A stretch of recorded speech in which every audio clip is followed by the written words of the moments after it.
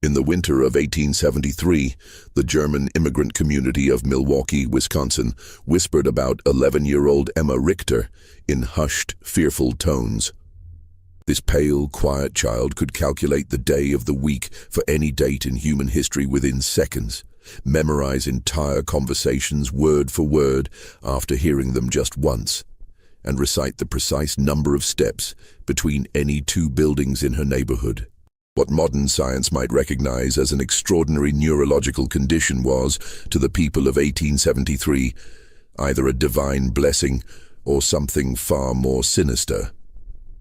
But when Emma began using her remarkable abilities to reveal buried secrets, predict deadly accidents, and recite intimate details of crimes that supposedly no living person had witnessed, the community's amazement turned to terror.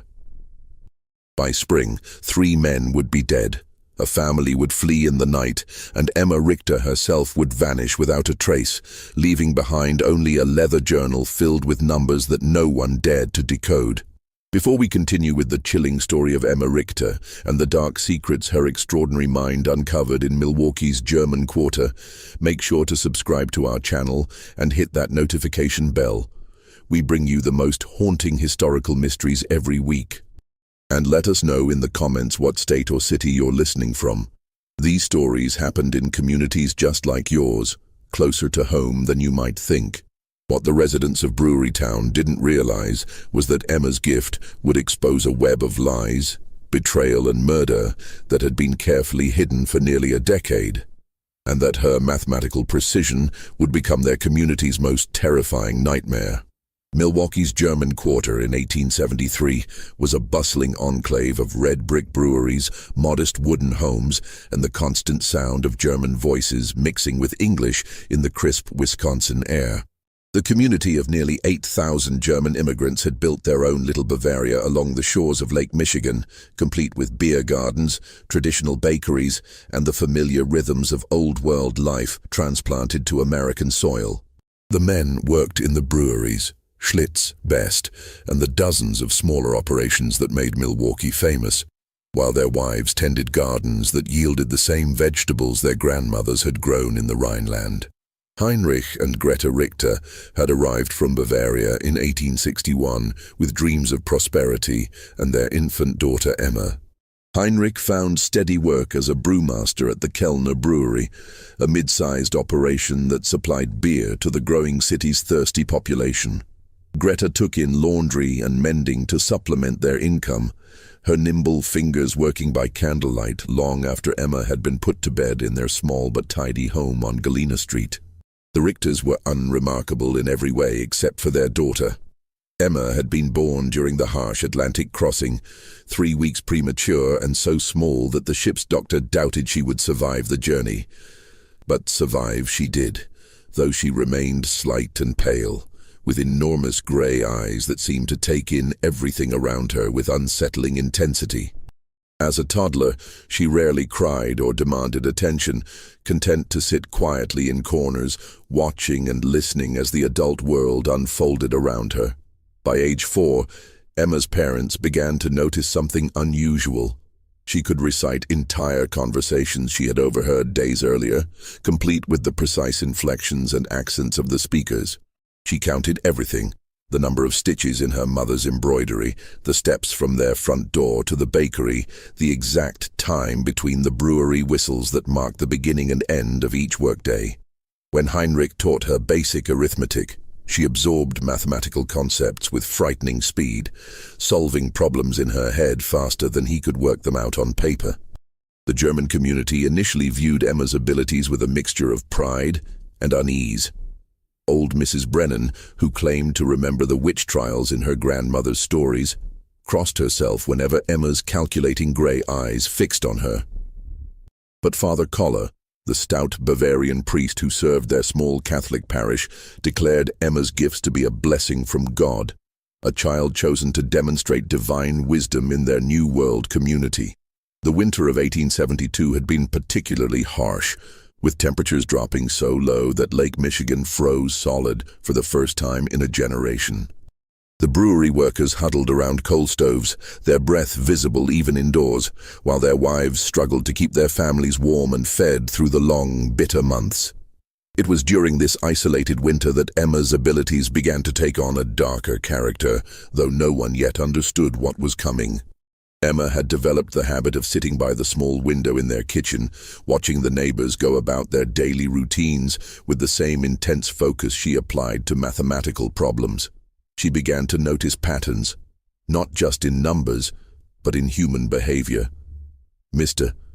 Kruger always walked to the brewery by the same route, taking exactly 247 steps, except on Wednesdays when he took a different path that required 284 steps. Mrs. Fisher hung her laundry in a specific sequence, but when her husband worked late at the mill, she changed the order completely. These observations might have been dismissed as the quirks of an unusual child, except that Emma began to vocalize her findings in ways that made the adults increasingly uncomfortable.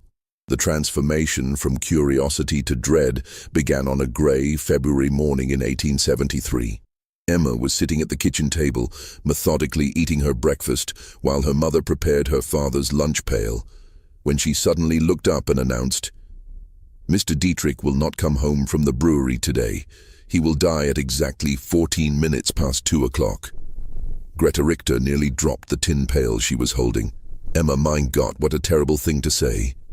Why would you think such a thing? Emma's grey eyes remained fixed on her mother's face with that unsettling intensity. He has been drinking from the small brown bottle for 17 days. Yesterday he drank 3 times more than usual. His steps were uneven, 251 instead of his normal 244. When people change their patterns by more than 10%, something significant happens within 72 hours. Mr. Dietrich's pattern changed by 12%. The calculation is simple. Heinrich, who had been putting on his heavy wool coat, stopped and stared at his daughter.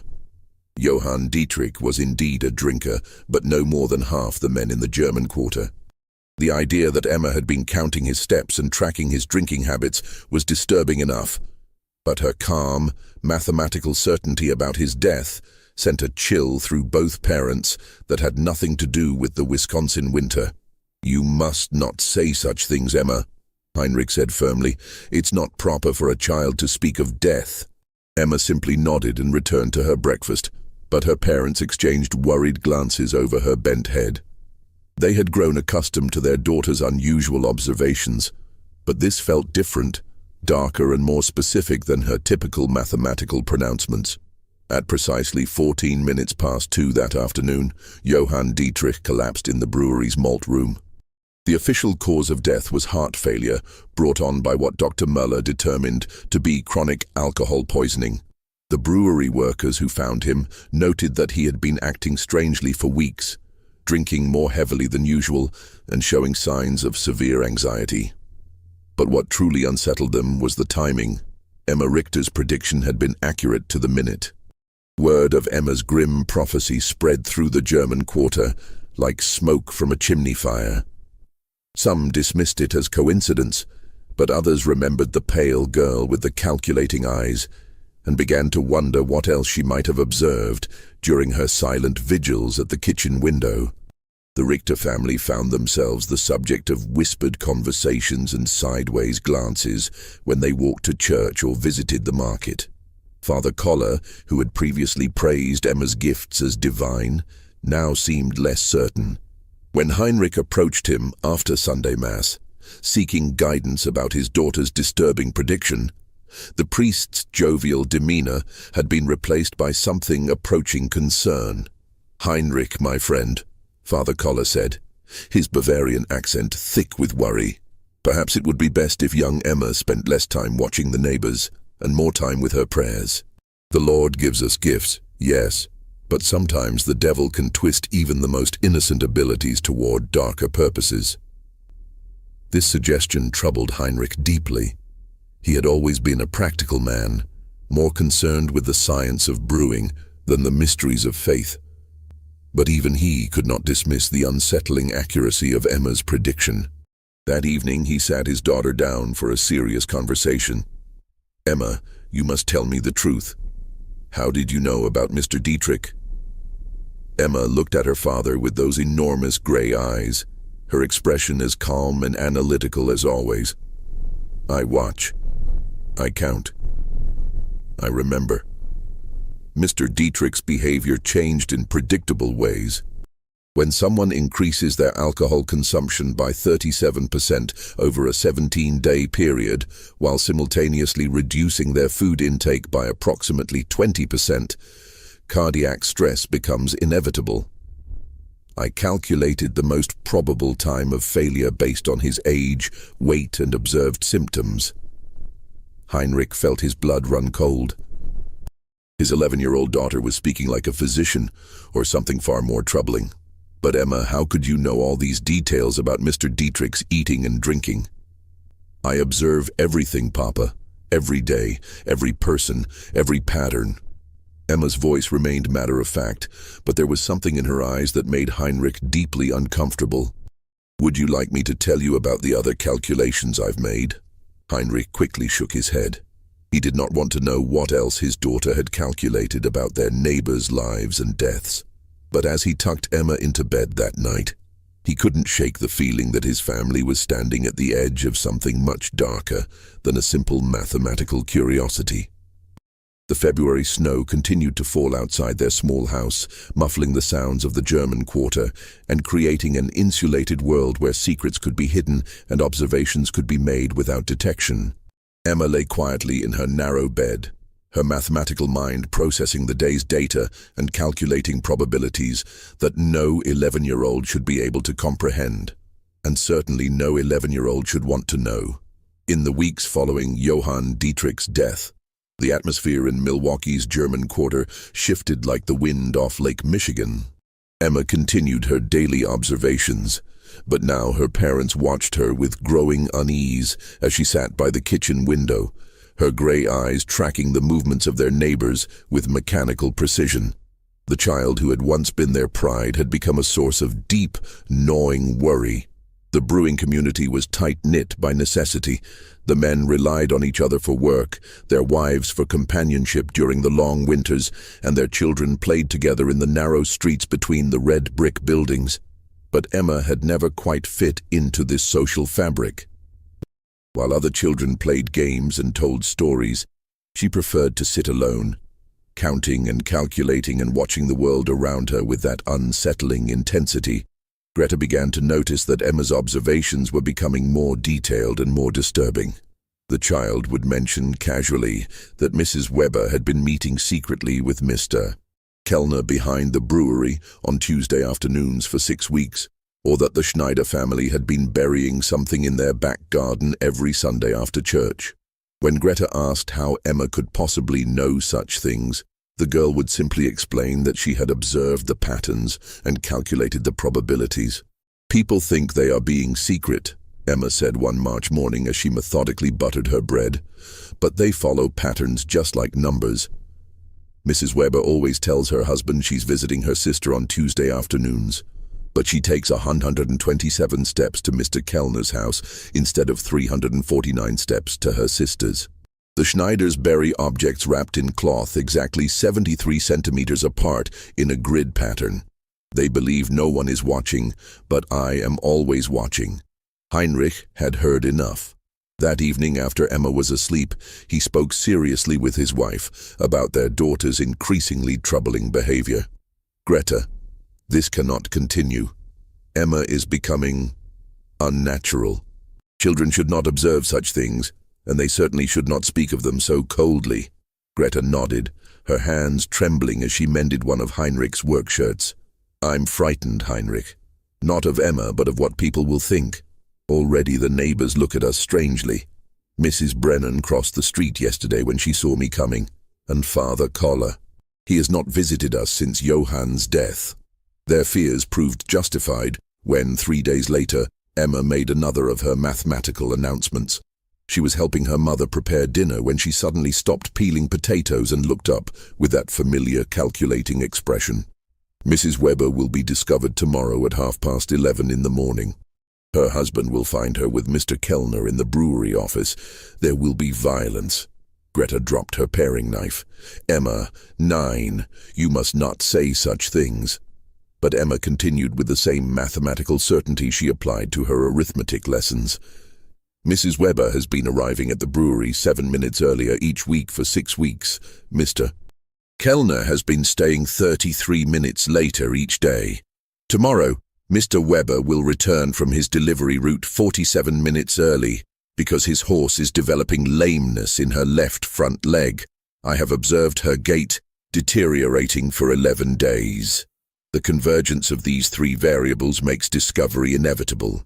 Heinrich, who had been listening from the doorway, felt his chest tighten with dread. His daughter was not just observing their neighbors, she was predicting their futures with terrifying accuracy. "Emma, how do you know about Mr. Weber's horse?" "I count her steps when she passes our house. On March 1st, she favored her right legs 53% of the time. Today it was 68%. Tomorrow the lameness will be severe enough to slow the delivery route by 47 minutes, causing Mr. Weber to return early." The next day unfolded exactly as Emma had calculated. Wilhelm Weber discovered his wife Anna in a compromising position with brewery owner Ernst Kellner.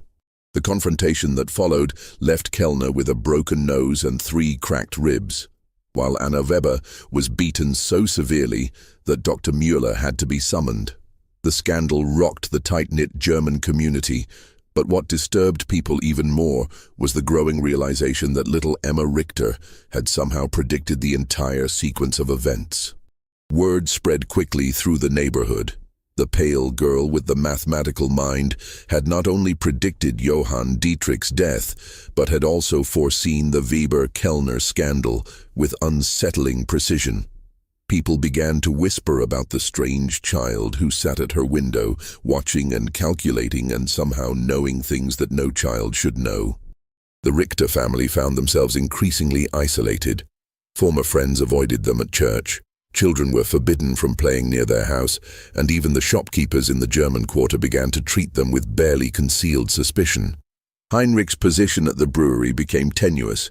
His fellow workers viewed him with unease, and Ernst Kellner, still recovering from his beating, made it clear that the Richter family was no longer welcome at company social events. But Emma seemed oblivious to the growing hostility around her. She continued her daily observations, her mathematical mind processing data and calculating probabilities with mechanical precision. She began keeping a leather journal, filling its pages with numbers, dates, and observations that her parents dared not read. The sight of their 11-year-old daughter bent over her calculations, writing in neat columns of figures, filled them with a dread they could not name. As winter gave way to spring, the isolation deepened. The German quarter that had once felt like home now seemed hostile and threatening. Heinrich began to consider the unthinkable, leaving Milwaukee, abandoning the life they had built, and starting over somewhere far from the whispers and the fear and the terrible accuracy of their daughter's predictions. But Emma was not finished with her calculations. The worst was yet to come, and her mathematical mind had already begun processing the data that would lead to the darkest secrets of all. As April arrived in Milwaukee, bringing with it the first tentative warmth after the brutal winter, Emma's journal grew thicker with her precise notations. The leather-bound book had become her constant companion, and she filled its pages with increasingly complex calculations that went far beyond simple mathematics. Her parents caught glimpses of charts tracking human behavior patterns, tables of numerical sequences they couldn't understand, and detailed maps of the German quarter marked with symbols and measurements. The community's fear of Emma had begun to manifest in more concrete ways. Children were forbidden from walking past the Richter house.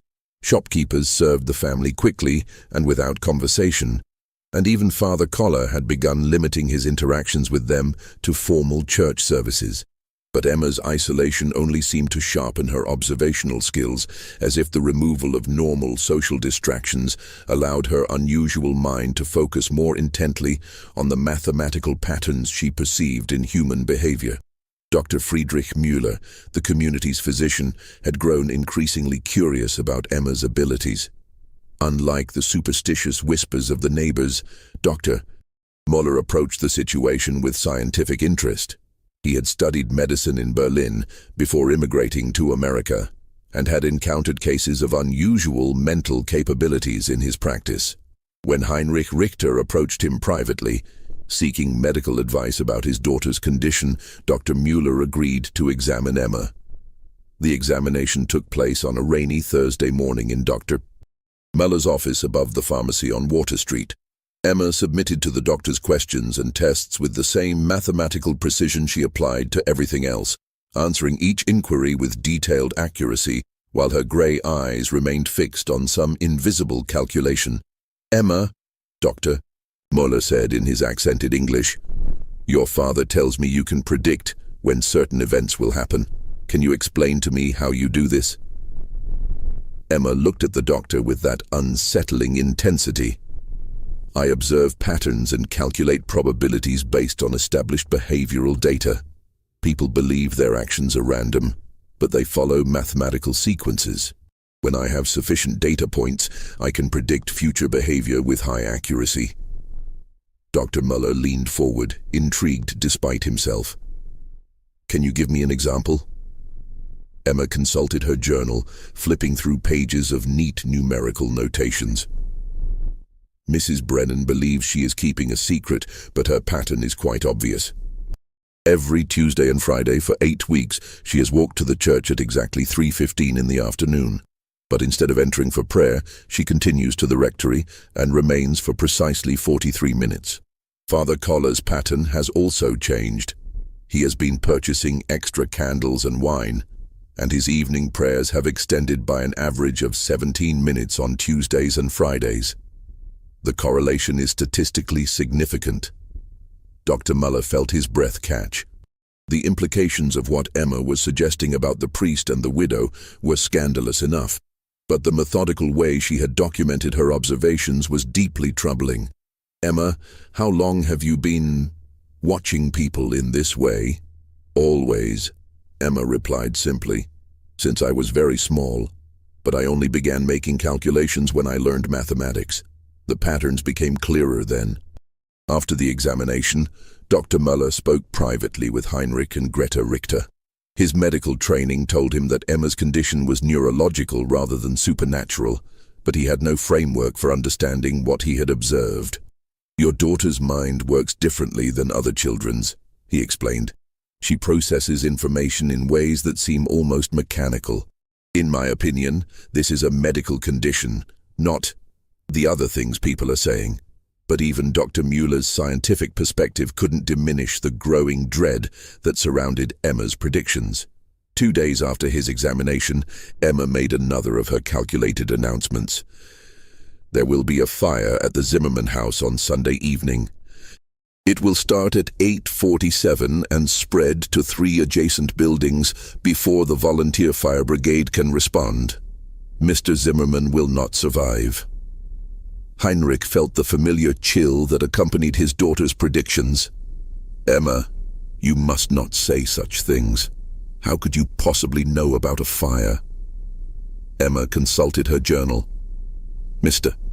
Zimmerman has been drinking lamp oil mixed with whiskey for 12 days.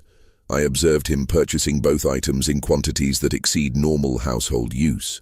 His wife left for Chicago to visit her sister yesterday, which follows the pattern of wives leaving before significant domestic incidents occur. The chimney on their house has structural damage that I calculated based on the angle of smoke emission and the pattern of soot deposits. The probability of fire is 93%. Greta began to weep softly. The clinical way Emma discussed potential tragedy, as if human suffering were simply another mathematical problem to be solved, frightened her more than any supernatural explanation would have.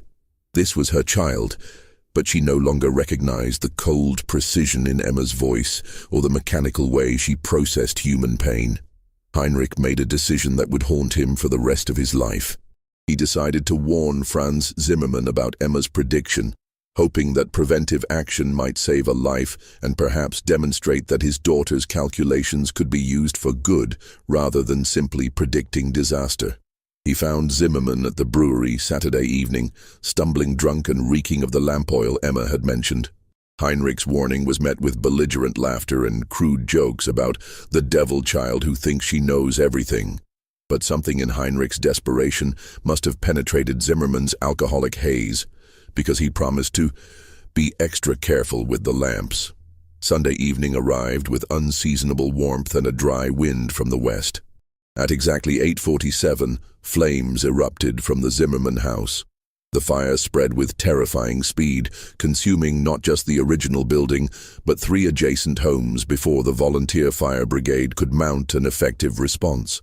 Franz Zimmerman's body was found in his kitchen, where he had apparently fallen while trying to extinguish flames that had spread far beyond his ability to control. The accuracy of Emma's prediction, down to the exact minute, sent shockwaves through the German quarter. Heinrich's attempt to warn Zimmerman had been witnessed by several brewery workers, and word spread quickly that Emma had predicted not just the fire, but its precise timing and consequences. The community's unease transformed into open fear, and the Richter family found themselves completely ostracized. But for Emma, the fire was simply another data point to be recorded in her journal. She noted the correlation between her prediction and the actual event, made adjustments to her calculations based on the observed variables, and began processing new patterns with the same mechanical precision that had made her prediction possible in the first place. The worst part was that she was not finished calculating. The days following the Zimmerman fire transformed the German quarter into a place of whispered fears and sideways glances. Emma's prediction had been too precise, too detailed, and too accurate to be dismissed as coincidence. 3 families, the Brauns, the Kohlers, and the Steiners, had lost their homes in the blaze, and the community was struggling to house the displaced families while trying to process the unsettling reality of Emma's mathematical prophecies. Heinrich found his position at the brewery had become untenable. His fellow workers avoided him. Conversations stopped when he entered a room, and Ernst Kellner, still bearing the marks of Wilhelm Weber's attack, made it clear that the Richter family's presence was no longer welcome in any brewery social functions. The mathematical precision of Emma's predictions had transformed their daughter from a curiosity into something the community feared to name. Emma herself seemed unaware of the growing hostility around her. She continued her daily observations, filling page after page of her leather journal with calculations that grew increasingly complex and disturbing. She had begun creating what appeared to be probability matrices, tracking multiple variables simultaneously and generating predictions that extended weeks into the future.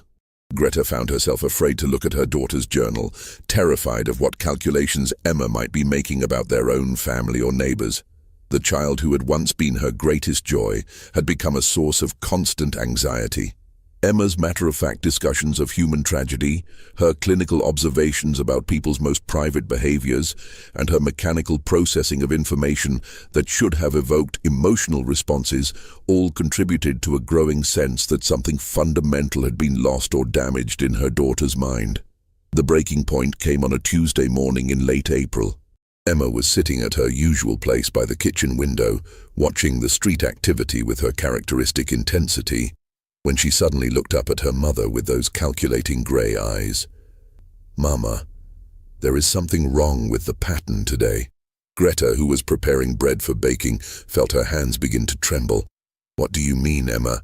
Emma consulted her journal, flipping through pages of numerical notations with practiced efficiency. "Every Tuesday for 11 weeks, Mrs. Brennan has walked to the rectory at exactly 3:15.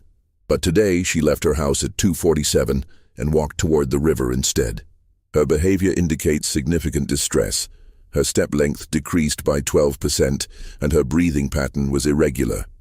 This suggests she is planning something final."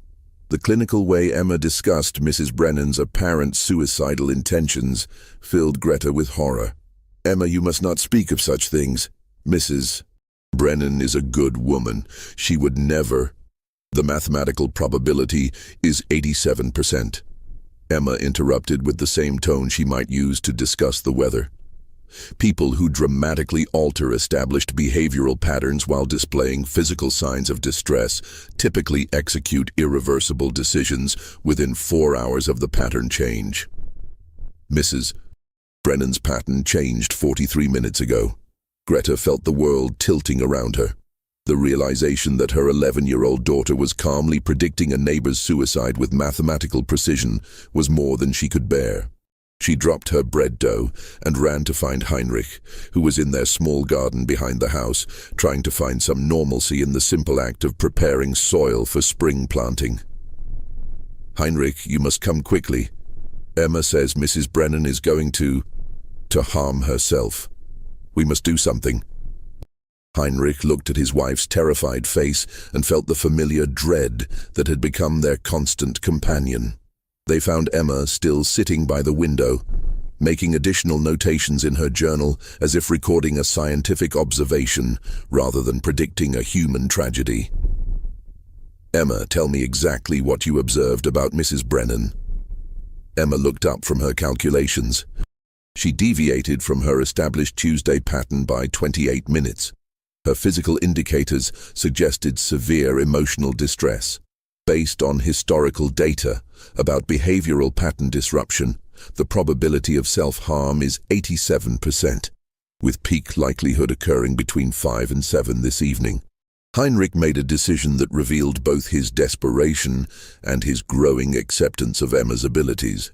He left the house immediately and went searching for Margaret Brennan, following the route toward the river that Emma had indicated. He found the elderly widow standing on the dock where the fishing boats tied up, staring into the dark water with an expression of profound despair. "Mrs. Brennan," Heinrich called softly, approaching carefully so as not to startle her. "Are you all right?" The elderly woman turned toward him, her eyes red with tears. "Heinrich, what are you doing here?" I was concerned about you. You seem troubled lately." Mrs. Brennan's face crumpled. "I cannot bear it any more, Heinrich. The shame, the whispers, the knowledge that everyone knows about my weakness. Father Koller says it is sin, but I cannot help what I feel for him. Better to end it than to live with this disgrace." Heinrich realized with growing horror that Emma's observations about Mrs. Brennan and Father Koller had been accurate, and that the elderly woman was indeed contemplating suicide rather than face the scandal. He spent the next 2 hours talking Margaret Brennan away from the river, convincing her that shame was not worth dying for and that the community's judgment would eventually fade. When he returned home that evening, he found Emma making final notations in her journal. "Mrs. Brennan did not follow through with her plan," she observed clinically. "The intervention changed the probability calculation. I will need to adjust my variables for future predictions involving third-party interference." Heinrich stared at his daughter in disbelief. Emma had somehow observed and calculated a suicide attempt that had not yet occurred, and now she was treating his intervention as simply another data point to be incorporated into her mathematical models. The realization that his 11-year-old daughter was not just predicting tragic events, but studying human suffering with scientific detachment filled him with a horror he could not name. That night, as Emma slept peacefully in her narrow bed, Heinrich and Greta made a decision that would change their lives forever. They could not continue living in Milwaukee. Emma's abilities, whatever they were, had made their life in the German quarter impossible. But more troubling was the growing realization that their daughter was not just observing and calculating human behavior, but seemed to be losing touch with the emotional reality of the tragedies she predicted. They began making quiet plans to leave Wisconsin, to find someplace where Emma could live without being feared, and where her unusual mind might find a different outlet. But Emma was not finished with her calculations, and the most disturbing revelations were yet to come. As Heinrich lay awake that night, listening to the sounds of the German quarter settling into sleep, he could not shake the feeling that his daughter's mathematical mind had uncovered secrets that went far deeper than adultery and suicide attempts.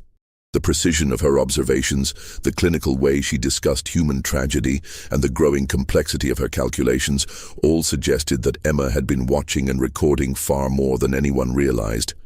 And the most terrifying part was that she was still calculating. The revelation that would expose the darkest secret of Milwaukee's German Quarter came on the first day of May, 1873. Emma had been making increasingly complex calculations in her journal, creating elaborate charts that tracked the movements and behaviors of virtually every adult in their community. Her parents had begun packing their belongings in preparation for leaving Wisconsin, hoping to escape before Emma's next prediction could destroy more lives. But that morning, as spring sunlight streamed through their kitchen window, Emma made an announcement that would shake the very foundations of their community. "Papa," she said, looking up from her journal with those calculating gray eyes, "I need to show you something important. My calculations have revealed a pattern that explains everything." Heinrich, who had been dreading this moment for weeks, reluctantly sat down across from his daughter. Emma opened her journal to a section filled with detailed charts, maps, and numerical sequences that looked more like the work of a trained investigator than an 11-year-old child. "For 26 months, I have been observing and recording the behavior patterns of 43 adults in our community," Emma began with her characteristic clinical precision. "Initially, I believed the patterns were random variations, but when I analyzed the data systematically, I discovered correlations that indicate organized criminal activity." Heinrich felt his blood run cold. "Emma, what are you saying?" Emma consulted her charts with the methodical precision of a mathematics professor. 7 men in our community have been meeting secretly every Wednesday at midnight in the basement of Kellner's brewery. I calculated their movement patterns based on observed deviations from normal behavior, timing inconsistencies in their stated activities, and physical evidence of their gatherings. She pointed to a detailed map of the German Quarter marked with symbols and measurements. "Mr. Steinberg tells his wife he works late on Wednesday nights, but he leaves the mill at exactly the same time as the other 6 men and walks to the brewery using a route that avoids the main streets. The pattern has been consistent for 26 months, with only 3 exceptions that correlated with illness or family emergencies." Heinrich stared at the map, recognizing the names Emma had marked. Wilhelm Weber, Franz Kellner, Ernst's brother, Hans Zimmermann, Franz's cousin, Otto Steinberg, Klaus Brennan, Margaret's deceased husband until 3 months ago, Gustav Wolf, and Hermann Kruger. "Emma, how could you possibly know about secret meetings?" "I observe everything, Papa. Every night, every movement, every deviation from established patterns." Emma turned to another page filled with numerical calculations. "But the meetings are not the most significant discovery.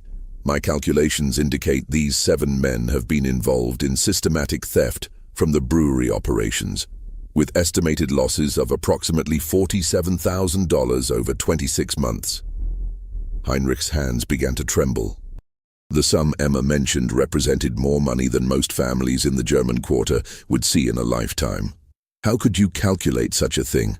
Emma's explanation was delivered with the same mathematical precision she applied to all her observations. "I noticed discrepancies between the reported beer production figures and the actual output I calculated based on observed deliveries, ingredients purchased, and waste disposal patterns. The difference indicated systematic theft, but I needed to identify the perpetrators." She pointed to detailed charts tracking the behavior patterns of the 7 men.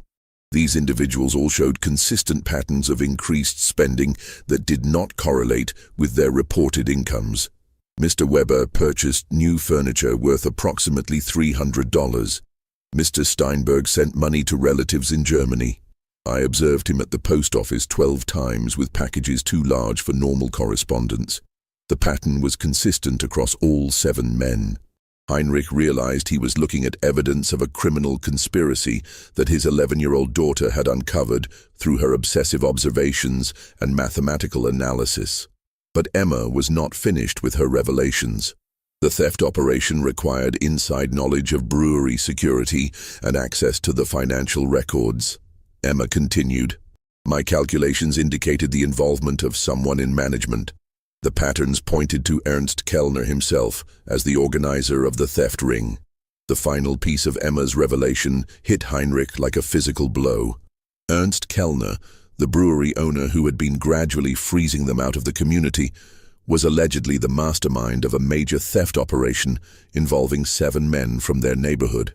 The precision of Emma's analysis, the mathematical certainty of her conclusions, and the detailed evidence she had compiled through months of observation all pointed to a truth that was both incredible and terrifying. "Emma, these are very serious accusations. Are you certain of your calculations?" Emma consulted her journal one final time. "The mathematical probability is 96%. But Papa, there is something else. Something that explains why Mr. Kellner has been trying to isolate our family from the community." Heinrich felt his chest tighten with dread. "What do you mean?" "Mr. Kellner knows that I observe everything. He has been watching me watch him. 3 weeks ago, he approached our house twice at night and stood outside for 17 minutes each time, as if calculating whether I might have discovered his secret. His behavior indicates he suspects I know about the theft operation." The realization that Emma's mathematical abilities had not only uncovered a criminal conspiracy, but had also made her a target filled Heinrich with a terror he had never experienced. His daughter's obsessive observations and calculating mind had revealed secrets that powerful men would kill to protect. Emma closed her journal and looked at her father with those unsettling gray eyes. "Papa, my calculations indicate that we are in significant danger. Mr. Kellner and the others cannot allow me to continue making observations. The mathematical probability of them taking action against our family is 84%. With peak likelihood occurring within the next 72 hours. Heinrich understood that Emma's final prediction was not about fire or suicide or adultery, but about their own family's survival. Her mathematical mind had uncovered a truth that made their continued existence in Milwaukee impossible, and the men she had exposed would not hesitate to eliminate the one witness who could destroy them all. That evening, Heinrich made a decision that would save his family's life. Using the detailed evidence Emma had compiled in her journal, he approached Dr. Müller under cover of darkness and shared Emma's discoveries. The physician, who had already been disturbed by Emma's unusual abilities, was stunned by the mathematical precision of her criminal investigation.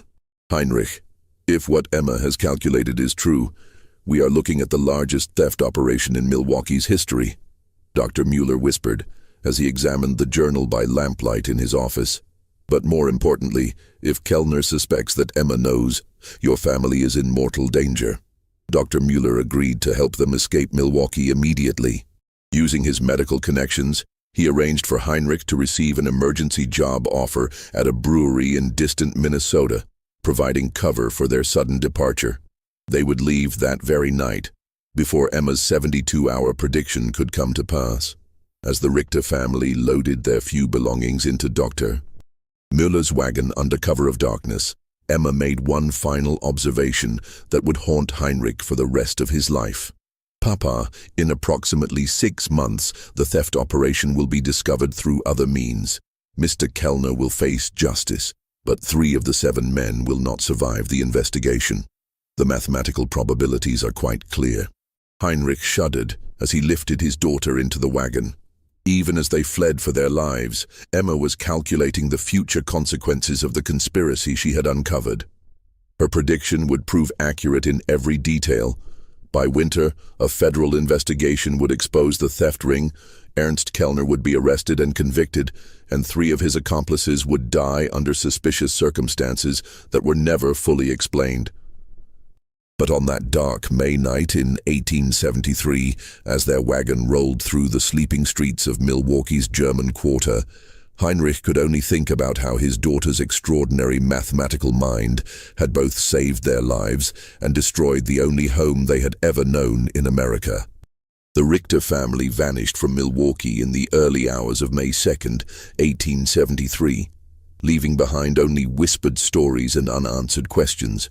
Dr. Müller reported that they had received an emergency family summons back to Bavaria, but the few people who bothered to ask noted that no ship passenger records could be found to confirm their departure from America.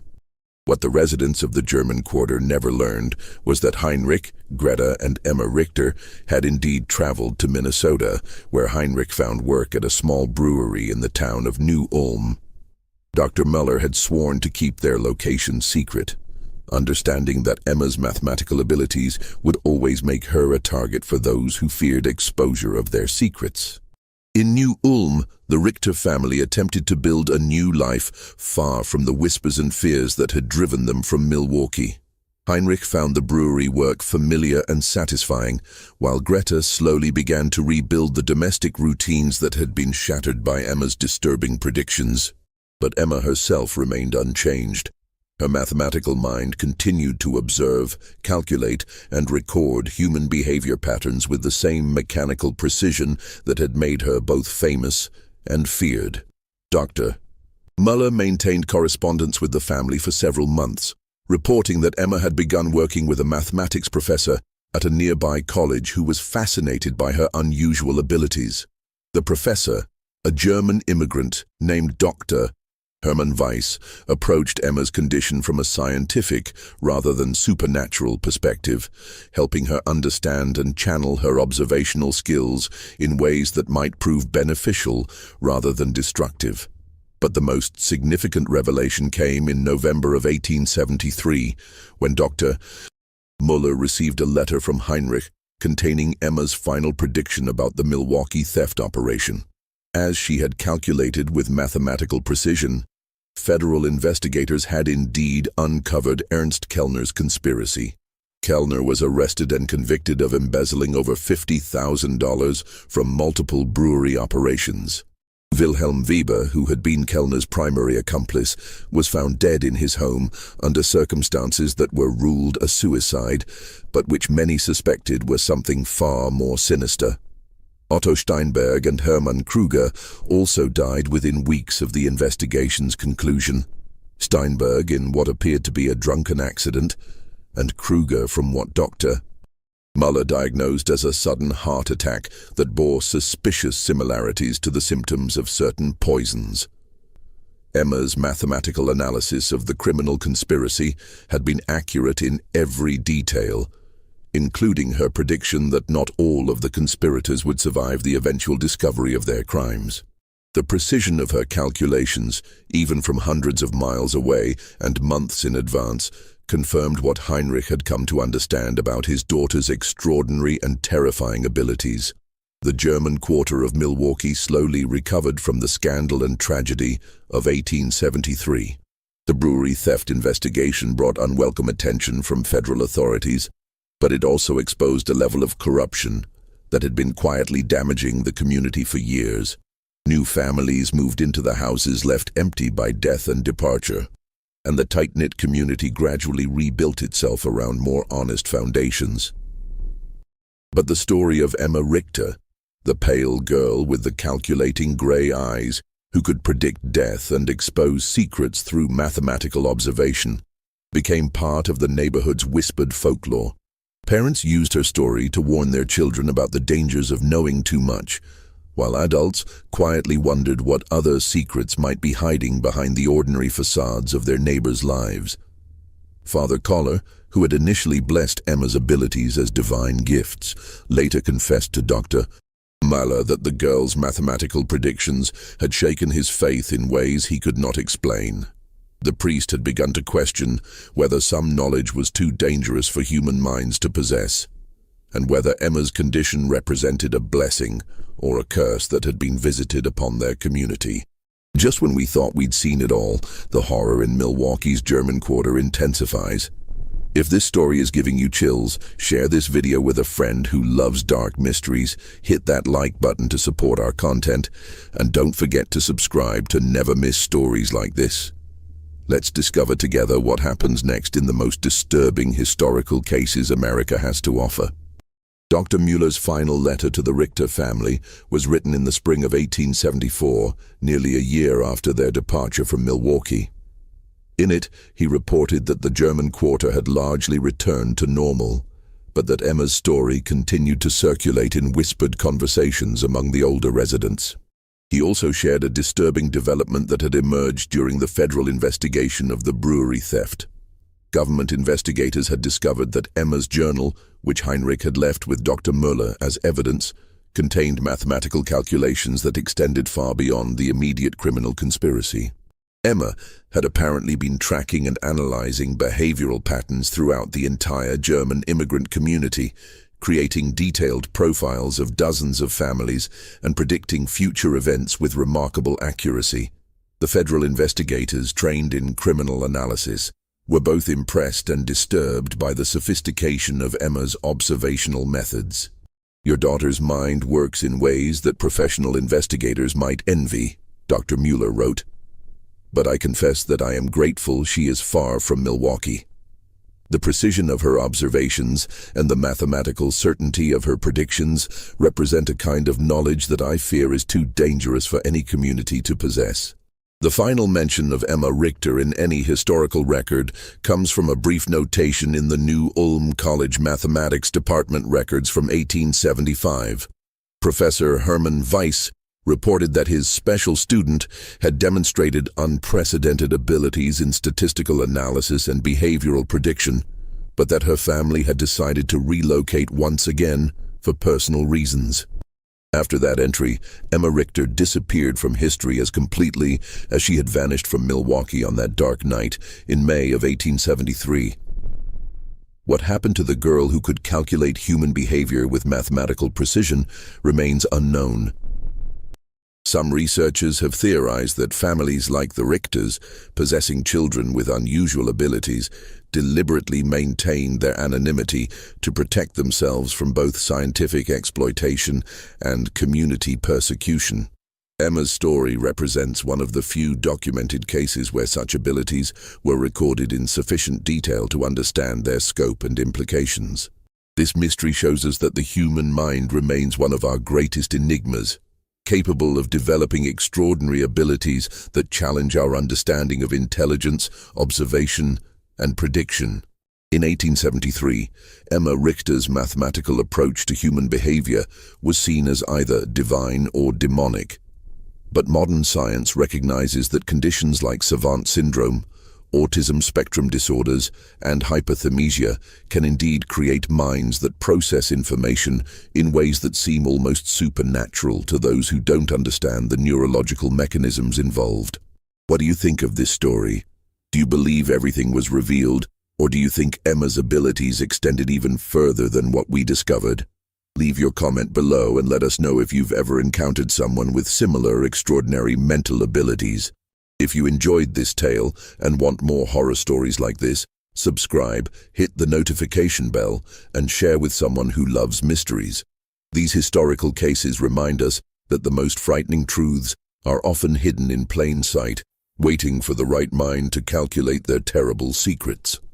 The case of Emma Richter demonstrates that sometimes the most terrifying discoveries come not from supernatural forces, but from the relentless application of mathematical logic to human behavior. In a world where we believe our secrets are safe, the existence of minds capable of such precise observation and calculation reminds us that privacy may be nothing more than an illusion, and that the patterns we think we hide may be visible to those who know how to look and how to count.